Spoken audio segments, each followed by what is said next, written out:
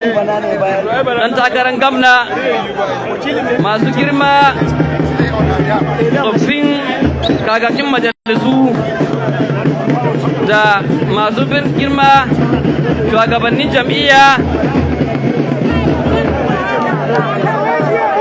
girma shugabannin jam'iyya na kananan hukumomi da masu girma 'yan takara na jam'iyyar APC na camomi da kansiloli, masu girma baƙi da za mu karɓe su a nan a yanzu daga jam'iyyar PDP wanda ta haddasa yunwa da talauci a jihar Bauchi, shugabannin kansiloli mutum 110 wanda sauran masu na hanya, manya-manyan baki maza da mata, wakilan shugabanninmu, ministoci, ministan kiwon lafiya da ministan foreign affairs da muke tare da su a nan, 'yan jarida assalamu alaikum.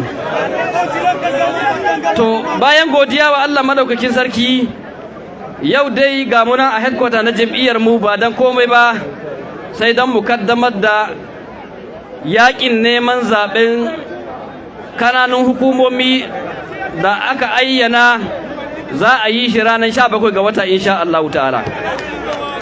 Ina tabbatar muku jam'iyyar APC ta shirya. Kun ga can takararmu na camomi da kansiloli kowanne na zanne, kuma jam'iyya mun shirya na shiga wannan zaɓen. Muna kalubalantan hukumar zaɓe ta jiha ta fito ta yi zaɓe na adalci, mu kuma a shirye muke. Ana ta tsorata mutane cewa ba za a shiga zaɓe ba, za a rubuta yadda aka yi a baya, to mu muka ce cewa za mu shiga zaɓen nan, kuma da ikon Allah za mu ci zaɓen. Abinda muke nema ma'aikatan zaɓe a ranar zaɓe su kai kayan zaɓe kowace mazaɓa, kuma ina tabbatar muku insha Allah ta'ala idan aka yi adalci to kansila ɗaya PDP ba za ta ci zaɓe ba. Ina tabbatar muku kansila ɗaya ba za ta ci zaɓe ba, ba dan komai ba don wannan gwamnatin da PDP duk ta jefa mu yanayin da muke ciki. Mai girma gwamnan jihar Bauchi, kwana 5 da suka wuce mun ji sakonka, kuma da muka ji sakonka mu da kai dama can kana jam'iyyar ka na PDP, muna jam'iyyar mu na APC, kana gidanka muna gidanmu, muna zaman lafiya, amma fa ka saukano kuma ka ba da bashi, kuma yau za mu biya bashin insha Allah ta'ala.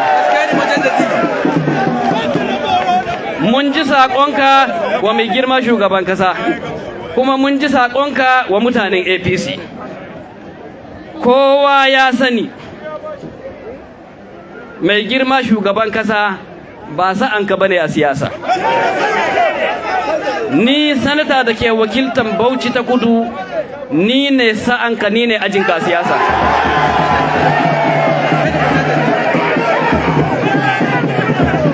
Ba dan komai ba ni da kai rana ɗaya muka shiga siyasa, da ni da kai mai girma Malam Isa da tsohon gwamna shine uban gidanmu. Allah ya yi ka yi sanata, kuma Allah ya yi ka yi minista, kuma gashi Allah ya ka yi gwamna. Wannan dama Allah ya rubuta ma sai ka yi, ba mu tija akan wannan. Zaben da aka yi a 2023 ka fito neman shugaban kasa, da kuka je primaries naku na PDP da kuri'anka da ka je Bauchi da shi ka naɗe ka dawo, kuri'a 20 na delegate ɗinka da shi ka dawo Bauchi. Shi kuma mai girma shugaban kasa Bola Tinubu ya fito takara da gaggan 'yan siyasa, aka yi primaries ya ci zaɓe, bayan haka ya tsaya zaɓe ya ci zaɓe. To kaga ka zo ka kwatan kanka da mai girma Tinubu, ai ma abin akwai rashin hankali ciki, akwai renin wayo. Kuma da kake cewa za ku kira shugaban kasa idan bai gyara ba ya zo ya jagoranci zaɓenku, wallahi duk duniya ta sani, su ma gaggan 'yan PDP sun sani, kuma muna da yaƙinin a PDP akwai gaggan 'yan siyasa waɗanda suka rike ƙasar nan, suna kallon ku. Lokacin da aka je primaries ka samo ƙwaya 20 ka dawo 19 da kai gwamnan Bauchi da Wike da Otom sai kuka ma jam'iyyar ku ta PDP anti-party, kowa ya san haka.